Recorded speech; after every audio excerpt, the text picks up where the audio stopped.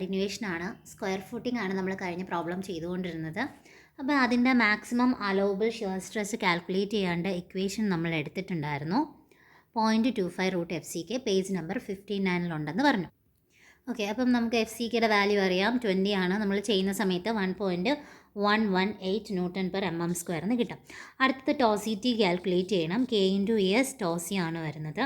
KS calculate ചെയ്യാൻ വേണ്ടി 0.5 + βC ആണ്. βC കാൽക്കുലേറ്റ് ചെയ്യാനുള്ള ഇക്വേഷനാണ് short side of column divided by long side of column. നമുക്ക് സ്ക്വയർ ആയതുകൊണ്ട് രണ്ടും ഒരേ വാല്യൂസ് തന്നെയാണ് വരുന്നത്. അപ്പോൾ ആൻസർ 1 എന്ന് കിട്ടും. KSൻ്റെ വാല്യൂ അപ്പം നമുക്ക് ചെയ്യുമ്പോൾ 0.5 + 1 ആൻസർ 1.5 എന്നാണ് കിട്ടുന്നത്. KSൻ്റെ വാല്യൂ 1നേക്കാളും കൂടാൻ പാടില്ല. അപ്പോൾ നമുക്ക് കിട്ടിയ 1.5 ആയതുകൊണ്ട് ഞാൻ എടുക്കുന്നു KS = 1. കാരണം KSൻ്റെ വാല്യൂ എപ്പോഴും 1നേക്കാളും താഴെ അല്ലെങ്കിൽ 1 ആയിരിക്കണം. ഓക്കെ, അപ്പോൾ നമുക്ക് KSൻ്റെ വാല്യൂ കിട്ടിക്കഴിഞ്ഞു. കേസിൻ്റെ വാല്യൂ കിട്ടിയത് കൊണ്ട് തന്നെ നമുക്ക് എന്ത് കണ്ടുപിടിക്കാൻ പറ്റും? ടോ C2 കാൽക്കുലേറ്റ് ചെയ്യാൻ പറ്റും. To C2 = K/S. K 1 ആണെന്ന് കിട്ടി. S then maximum allowable shear stress already കിട്ടിക്കഴിഞ്ഞു, 1.118.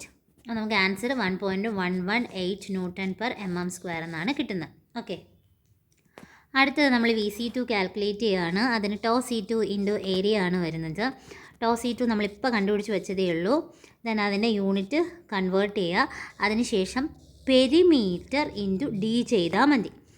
അപ്പോൾ നമുക്കത് എങ്ങനെയാണ് പെരിമീറ്റർ എത്രയാണെന്ന് നോക്കാം. പെരിമീറ്റർ നമ്മൾ ഓൾറെഡി കണ്ടുപിടിച്ച് വെച്ചിട്ടുണ്ട്, 1.8 × 4D × D.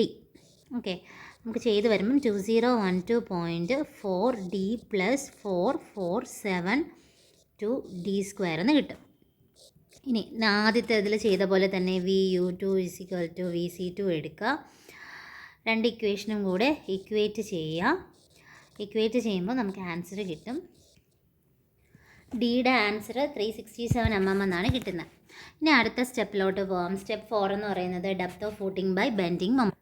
അതിൽ ബെൻഡിങ് മൊമെൻറ്റ് ആയിട്ട് ക്രിട്ടിക്കൽ സെക്ഷനാണ് കാൽക്കുലേറ്റ് ചെയ്യേണ്ടത്. അപ്പോൾ ബെൻഡിങ് മൊമെൻറ്റ് ആയിട്ട് ക്രിട്ടിക്കൽ സെക്ഷൻ കാൽക്കുലേറ്റ് ചെയ്യാൻ വേണ്ടി സോയിലിൻ്റെ പ്രഷർ എടുക്കുക. നമുക്ക് സോയിൽ പ്രഷർ 251.85 ആണ്. Then breadth 2.25. അതുപോലെ തന്നെ അടുത്ത് വരുന്നത് ഈ ഫിഗർ നോക്കുക. ഈ ഫിഗറിൽ ഈ ഒരു പോർഷൻ്റെ ബെൻഡിങ് മൊമെൻ്റ് ആണ് നമുക്ക് കാൽക്കുലേറ്റ് ചെയ്യേണ്ടത്. ഷെയർഡ് റീജിയൻ്റെ ബെൻഡിങ് മൊമെൻറ്റ് കാൽക്കുലേറ്റ് ചെയ്യണം. അപ്പോൾ ഒരു ബ്രെഡ്ത്ത് നമ്മൾ 2.25 എന്ന് എടുത്തു കഴിഞ്ഞു. Okay, then depth.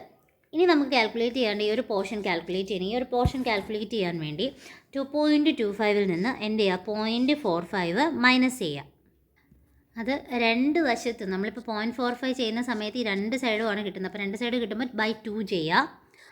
ദെൻ ആ ഷെയ്ഡഡ് റീജിയൻ മാത്രം കിട്ടാനാണ് എങ്കിൽ നമ്മൾ ചെയ്യേണ്ടത് ഇൻറ്റു ഈ 2.25 നിന്ന് കോളത്തിൻ്റെത് /4 കൂടെ ചെയ്യണം. ഇത്രയും ചെയ്താൽ മാത്രമേ നമുക്ക് അവിടുത്തെ മൊമെൻറ്റ് കിട്ടത്തുള്ളൂ. അപ്പോൾ ലാസ്റ്റ് ചെയ്ത് വരുമ്പോൾ നമുക്ക് മൊമെൻറ്റിൻ്റെ ആൻസർ 229.498 kN/m എന്നാണ് കിട്ടുന്നത്. Next moment of resistance of critical സെക്ഷനാണ്. അപ്പോൾ ഇത് കാൽക്കുലേറ്റ് ചെയ്യാൻ വേണ്ടി നോർമലി നമ്മൾ ആദ്യത്തെ മൊഡ്യൂളിലൊക്കെ ചെയ്ത പേജ് നമ്പർ 96 എടുക്കുക. ആ 96ൽ MU = 0.36 FCK XU max/D × 1 - 0.42 XU max/D × BD². ഈ ഇക്വേഷൻ എടുക്കുക. ഫസ്റ്റ് മൊഡ്യൂളൊക്കെ പഠിച്ചിട്ടുള്ളവർക്കറിയാം, നല്ല എളുപ്പമുള്ള ഒരു ചാപ്റ്ററാണ്. അതിൽ കൂടുതലായിട്ട് യൂസ് ചെയ്യുന്ന ഇക്വേഷൻസ് ആണ് ഈ പറയുന്ന 0.36 0.875 വെച്ച് സ്റ്റാർട്ടിങ് വരുന്നത്.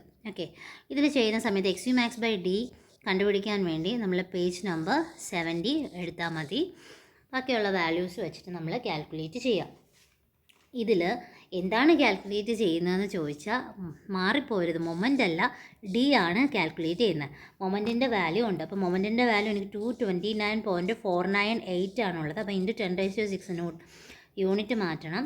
അതിനുശേഷം എന്ത് ചെയ്യുക? 0.36 × FCK 20 × XU max/D 0.48 × 1 - 0.42 × 0.48 × B 2.250 അല്ലേ, അതിനെ ഞാൻ MM-ലോട്ടാക്കി. Then × D². അപ്പോൾ ഇതിൽ നിന്ന് എനിക്ക് D എന്ന് പറയുന്നത് 192.33 mm എന്നാണ് കിട്ടുന്നത്. ഓക്കെ, 192.33. ഞാൻ അപ്രോക്സിമേറ്റ്ലി ഈക്വൽ ടു 192 തന്നെ എടുത്തു. ഓക്കെ, അപ്പോൾ ഡിയുടെ വാല്യൂ നമുക്ക് കിട്ടിക്കഴിഞ്ഞു, MM ആണ്.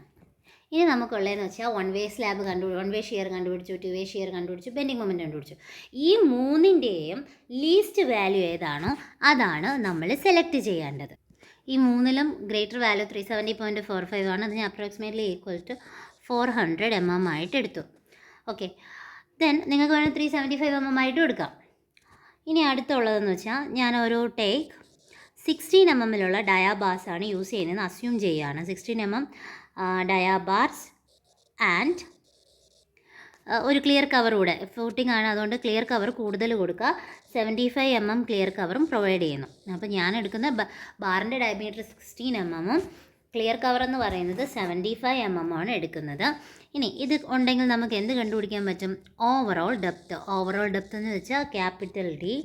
കാരണം നമുക്ക് 400 മാക്സിമം വാല്യൂ എടുത്തു നമ്മൾ ഡിയുടെ.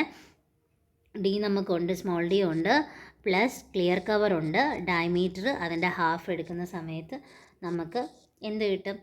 ഓവറോൾ ഡെപ്ത് കിട്ടും. 483 mm എന്നാണ് കിട്ടുക. അതും ഞാൻ അപ്രോക്സിമേറ്റ്ലി ഈക്വൽ ടു 500 mm ആയിട്ട് എടുത്തു. ഒരു റൗണ്ടഡ് വാല്യൂ ആയിട്ട് എടുത്തു, അത്രയേ ഉള്ളൂ.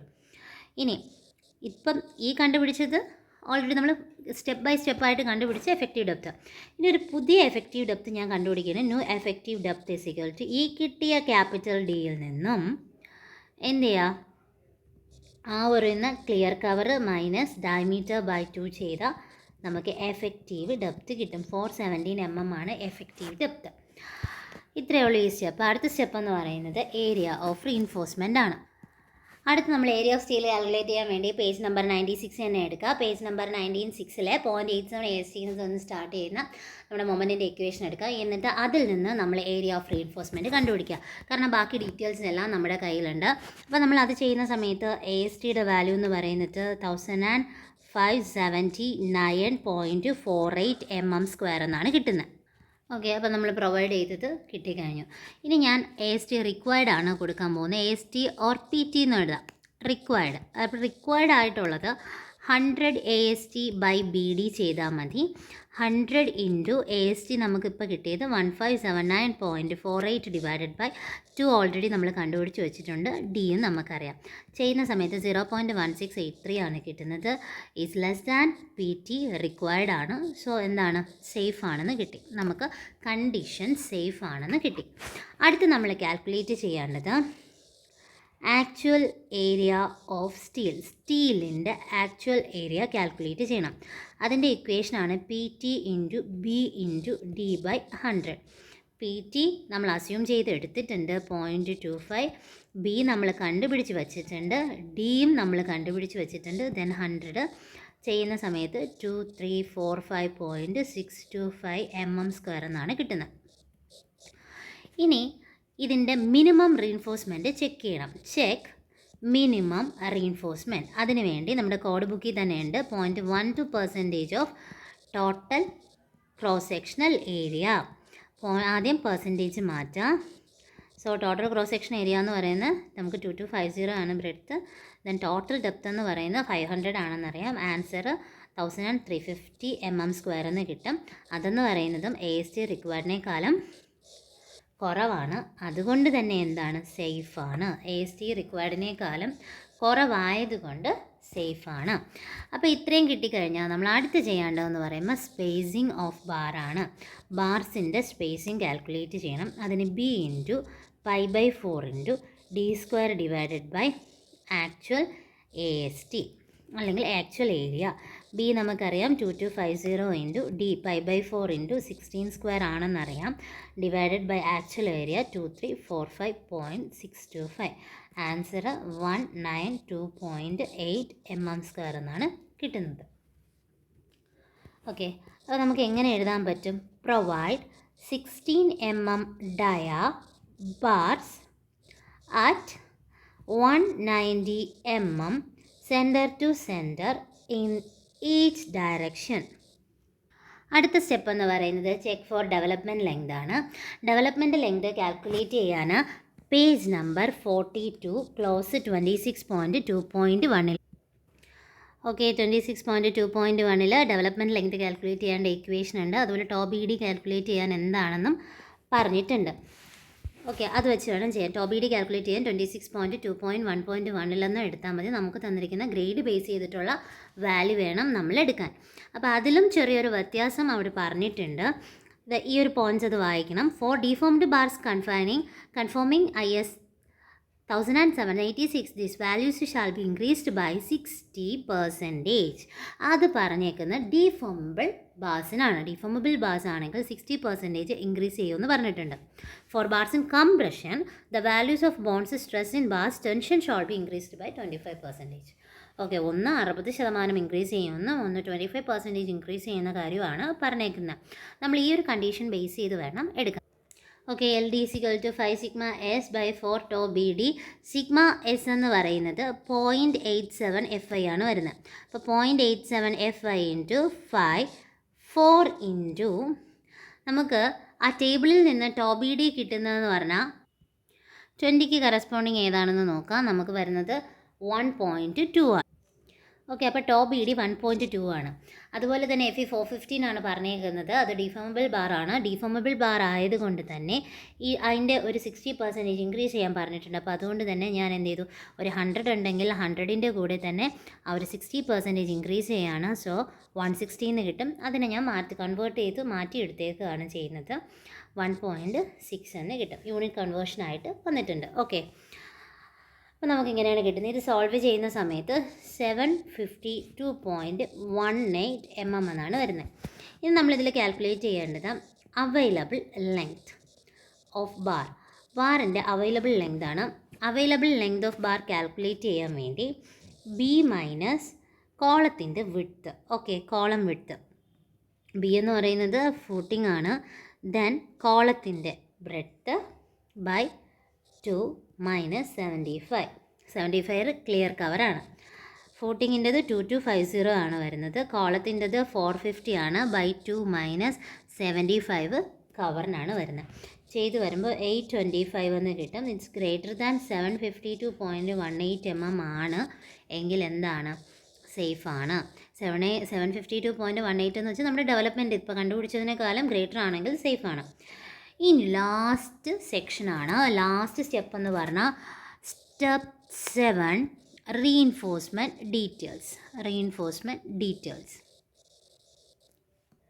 ഓക്കെ, നമുക്ക് വരുന്ന ഫിഗർ ഏകദേശം ഇതുപോലെയാണ് വരുന്നത്. ഈ താഴെ കാണിച്ചേക്കുന്നതെന്ന് പറയുന്നത് പ്ലാനാണ്, ഇത് സെക്ഷനാണ്. ഓക്കെ, ഈ XX എന്ന് പറയുന്ന പോർഷൻസ് കട്ട് ചെയ്തിട്ട് കാണിച്ചേക്കുന്നതാണ്. ഈ ഒരു പോർഷൻ എന്ന് പറഞ്ഞാൽ ഫൂട്ടിങ്ങിൻ്റെ നമ്മൾ കണ്ടുപിടിച്ച് വെച്ചിട്ടുണ്ട് ബ്രെഡ്ത്ത്. ദെൻ ഇത് ഡെപ്താണ്.